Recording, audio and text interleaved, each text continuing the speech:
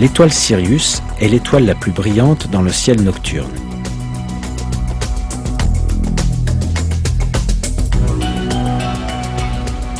Les astronomes ont calculé qu'elle est distante de nous de 8,5 années-lumière.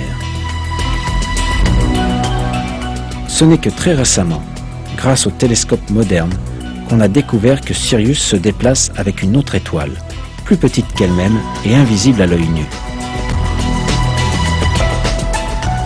Les scientifiques appellent ce système de deux étoiles Sirius A et Sirius B. La plus grande des deux est Sirius A, qui est l'étoile la plus brillante qu'il est possible de voir à l'œil nu. Sa masse fait 3 fois celle du Soleil et elle est 10 fois plus brillante que lui. Sirius B, d'un autre côté, est une naine blanche. On ne peut pas l'observer à l'œil nu. Elle possède approximativement la même masse que le Soleil, mais elle est beaucoup plus dense, puisque son diamètre ne fait que 4 fois celui de la Terre. Les étoiles dans le système Sirius se dirigent dans notre direction à des milliers de kilomètres à l'heure. La durée du lever de Sirius à l'horizon de la Terre est exactement la même que celle de notre année solaire, en d'autres mots, 365 jours et 6 heures. Puisqu'ils avaient découvert cette caractéristique intéressante entre l'étoile Sirius et le système solaire, les anciens Égyptiens déclarèrent que le jour où Sirius apparaît pour la première fois à l'horizon serait le premier jour de leur calendrier. À cause de ces caractéristiques, l'étoile Sirius devint un centre d'intérêt pour de nombreuses civilisations antiques. Elles croyaient que cette étoile possédait différents pouvoirs, et certains peuples allèrent même dans leur dépravation jusqu'à l'adorer. Mais le fait est que c'est Dieu, le Seigneur des mondes, qui créa l'étoile Sirius, ainsi que ses caractéristiques, comme il a fait de tout le reste.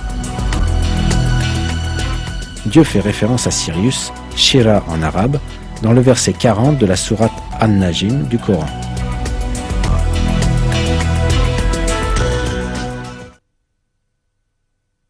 Et c'est lui qui est le Seigneur de Sirius.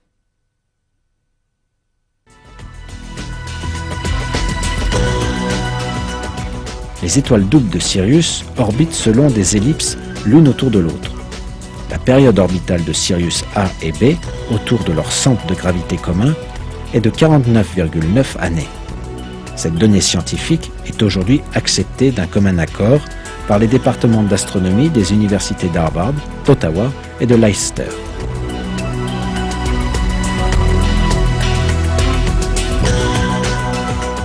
Cette information est rapportée de la sorte dans différentes sources. Sirius, l'étoile la plus brillante, est en réalité une étoile jumelle. Son orbite dure 49,9 ans. On sait que les étoiles Sirius A et Sirius B orbitent l'une autour de l'autre en 49,9 ans. Le point requérant ici notre attention est l'orbite double, en forme d'arc, des deux étoiles l'une autour de l'autre. Nous avons vu que l'étoile Sirius est citée dans la sourate An-Najm, verset 49.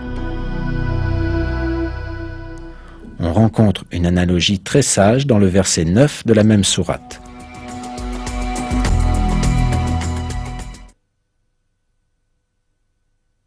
À une distance de 2 portées d'arc, ou moins encore.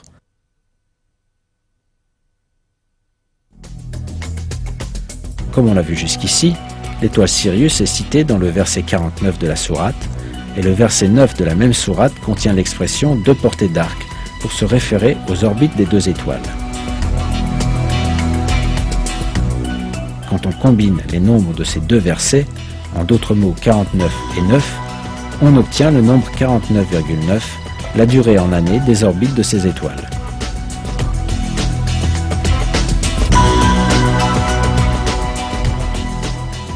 Nous sommes face à un autre miracle mathématique du Coran. Étant donné les moyens technologiques disponibles il y a 1400 ans, il était bien sûr impossible pour les gens de l'époque de savoir que l'étoile Sirius est en fait un système à 2 étoiles, dont une est trop petite pour être vue à l'œil nu, que les 2 orbites de ces étoiles ont la forme d'un arc et que ces orbites durent 49,9 ans.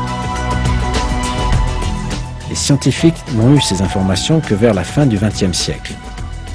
Pourtant, notre Seigneur Tout-Puissant, le Créateur de toutes choses, le dirigeant absolu, a révélé miraculeusement ces faits dans le Coran. Dieu sait mieux.